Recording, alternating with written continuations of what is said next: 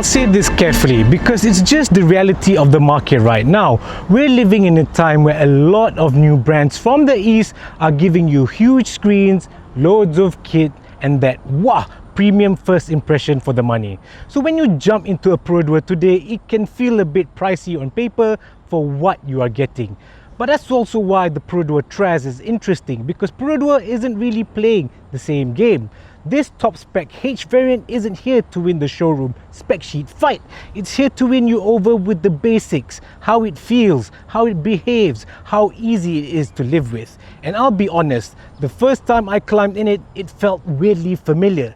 Not typical Perodua familiar, but like Toyota familiar. So a different feel from the get-go. To me, it has the vibe of a Corolla Cross, just in a smaller, shrunken down package. So yeah, it took a while for it to arrive, and yes, people will nitpick, but for this one, I'm doing a cup half full kind of review because the Traz gets some important fundamentals right. And in the real world, sometimes that's more important than chasing the biggest screens. It's not all good though, but there are some things about this SUV that might just make you consider this over its rivals. Okay, let's start with how it looks. Yes, the Traz arrived a couple of years later than expected, but honestly, visually, it doesn't look late at all. It still looks modern, current, and quite aggressive in a sporty way. The design feels sharp, the stance is good, and it doesn't try too hard to be weird or gimmicky. What I like the most is that it's classless, and I mean that in a good way. It doesn't look cheap, but it also doesn't look like it's pretending to be something it is not.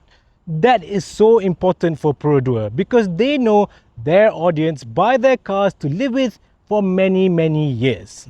And the rims? Well, I have to say this, these are probably Perodua's nicest rims to date. They look genuinely good, they fill the arches properly, and they make the H variant look properly sorted straight from the factory. So even though the car came later than planned, it still looks like it belongs in 2026, not something that missed its moment. Just expected from a car in 2026, you get LED lights at the front, at the rear, and LED fog lights in this H variant. The tires? 17-inch 215/60 Toyo Proxys CR1 tires, and behind those branch-like spokes are all-round disc brakes, required for the electronic parking brake with auto hold function. So what does the Perodua Traz feel like? I mean, the first time you see it, the first time you get into it. Well, for me anyway, the first time I did all of that was immediately it felt familiar. I was like, what is it that feels so familiar? Because it doesn't feel like Perodua familiar. Honestly, it reminded me of stepping into a Toyota. The layout makes sense, visibility is good, nothing feels intimidating, and you feel comfortable almost immediately. Interior quality is what I'd call premium-ish for a Perodua. It feels solid, well put together, and appropriate for the segment. That said, I do have one interior gripe on this H variant. The red trims and accents in the interior don't match. They're all different shades of red, and once you notice it, it kind of bugs you. It's not a deal breaker, but it's just one of those, why is it like this? Alright, if you're looking at the Perodua Traz and you're thinking, do I really need this H variant? This is what you're paying for. First thing you'll notice when you jump in, it's not the usual full digital meter you can see in some DNGA cars. This one goes for a classical, classy twin analog dial plus a 4.2-inch infotainment screen in the middle. Honestly, very easy on the eyes. Remember, okay, we're doing this cup half full kind of thing, okay? Cabin theme is all black, even the headlining. Seats are fabric, but the H gets the sportier look with the red stitching and that red spine design running down the seat. And the pattern carries onto the seat base too. Infotainment, you get a 9-inch screen, and yes, the big one people ask about, it supports wired Apple CarPlay and Android Auto. Wired is the key there. Nonetheless, it works. Sound system wise, the H upgrades you to 6 speakers because you get 2 extra tweeters, so it sounds a bit more alive. And I actually think it sounds pretty decent. I've enjoyed my music in this car. Practical bits, the ports are quite generous. two USB ports in the front, one USB-A and one USB-C. Then at the back, you get two USB-C ports plus a 12-volt socket tucked in the center armrest storage. Now, the H-only convenient stuff, you get push start and you also get keyless entry. And not just on the driver's side, you get touch sensors on both front doors. The H also gets single zone auto aircon with the 2-knob setup, not the basic button only panel. Then you've got a couple of new to Perodua touches like telescopic steering adjustment plus illuminated vanity mirrors. Small things but things you might appreciate. For daily driving and parking, the H gets the good stuff, 360-degree camera plus a dash cam ready from factory. But the real headliner feature, the one people will use every day, is the powered tailgate with kick sensor. Hands full of groceries, just swipe your food, boot opens. That one feels properly high spec.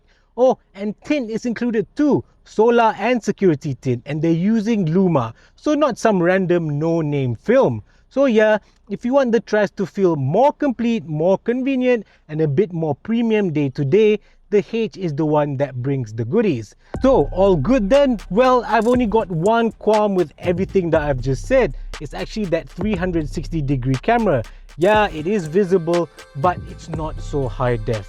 Nonetheless, it is there, it is usable, and okay, this might be another sticking point that people might want to pick about. So what about the safety bits? Well, the Traz is an ASEAN NCAP 5-star rated car, and safety equipment is not compromised even on the base X variant. You get 6 airbags, AEB with pedestrian attention and blind spot monitoring, so quite good. Parking assistance includes rear cross traffic alert and front and rear corner sensors. What I respect here is that nothing crucial is locked behind this so-called top spec H model. The X gets all the important safety tech too, and that is rare. On the H variants, as we mentioned before, you gain 360-degree camera and built-in dash cam. Useful extras, but not essentials. Now let's address the obvious. There's no adaptive cruise control and not even regular cruise control. That's why the right side of the steering wheel here looks a bit empty. No D-pad there like the left side.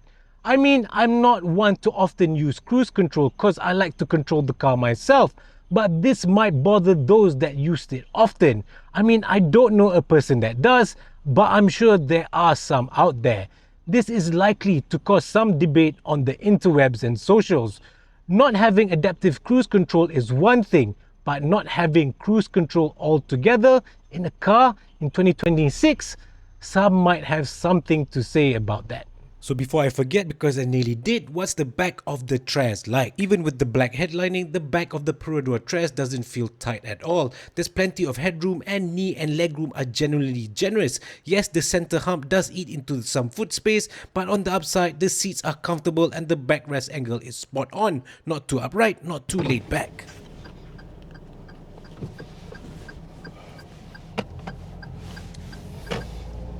Alright, now let's talk about how it drives. At low speeds, the steering is very smooth. It is light, it is easy, and it's perfect for town driving and parking. At higher speeds, the steering does feel a bit numb, and turning it around isn't the smoothest experience. That's something you will notice. It's almost like it's not consistent. Sometimes it will go around smoothly, and sometimes it won't. But here's the positive part. In fast town driving and sharper, slower corners, the Traz mostly stays flat, and that actually makes it quite fun to dart around urban roads. It doesn't feel clumsy or top heavy. At higher speeds through long, fast bends, it behaves well too. It feels stable, predictable, and confidence-inspiring enough, definitely for fast-paced everyday driving. Brakes are generally good too. Brake feels nice and predictable. Braking power is strong and modulation is well judged. That's something I think everyone can really appreciate, especially in daily driving where suddenly you might have to slow down. Ride comfort is a bit of a mixed bag for me. It doesn't handle potholes very well, I feel. You feel those. Usually Peroduas have a tendency to not make them feel so bad, but on smaller road imperfections it smooths things out nicely. What impressed me the most is the damper rebound control. It feels settled and controlled, and honestly, this is something I feel Chinese cars still struggle to get right. NVH is also quite good. Even at higher speeds, the cabin stays relatively quiet and composed, which adds to that easy-going driving feel. So under the hood, the Traz uses Perodua's familiar 1.5-litre naturally aspirated 4-cylinder engine, the same basic unit we've seen in cars like the Myvi and the Alza. It produces around 106 PS and 138 Newton meters of torque, and is paired with a DCVT automatic transmission driving the front wheels. Now straight up, I won't lie, this isn't a powerhouse. When you need to get up to speed quickly, the engine has to be worked, and you can hear it roar and it feels like it's being asked to hustle. It's definitely not silent or effortless in the mid-range. Oh, alright, you get the point. But once you're up to cruising speed, it settles into a much nicer groove. If you're alone in the car or just with a light load, it doesn't feel lumbered. It cruises along reasonably quiet and comfortably. Where it feels really underpowered is when you have some passengers and load. Yeah, it needs encouragement. You feel it more than in lighter Perodua, especially when the car is fully loaded. But for everyday city and highway driving, it's adequate and predictable for most people. What you don't get here is anything sporty or punchy. It is not fast, and you'll notice that if you've been in a turbocharged car. But however, it is smooth, simple, and importantly, can be fuel efficient for what it is, which for a daily driver is exactly what many buyers want. We've got anything from 7 to 11 liters per 100 kilometers during our test, so not the best, but maybe that's just my heavy foot. Maybe you can do better. Try, challenge it. Okay, so is the Traz perfect? No. Steering feel at speed could be better, ride over potholes could be improved, interior color choices need refinement, and the lack of cruise control will bother some buyers. But if we look at it from a cup half full kind of way, it looks modern, sporty, it feels friendly and familiar. It drives and rides better than expected, it brakes well, and it's stable at speed. And most importantly, Perodua didn't cut corners on safety regardless of variant. If you approach the Traz for what it is, a sensible, easy to live with ownership experience for years to come and built for everyday Malaysian driving, it actually can make a lot of sense to consider. Cup half full? Yeah, for this one, I'd say that's the only way to see it, rather than cup half empty.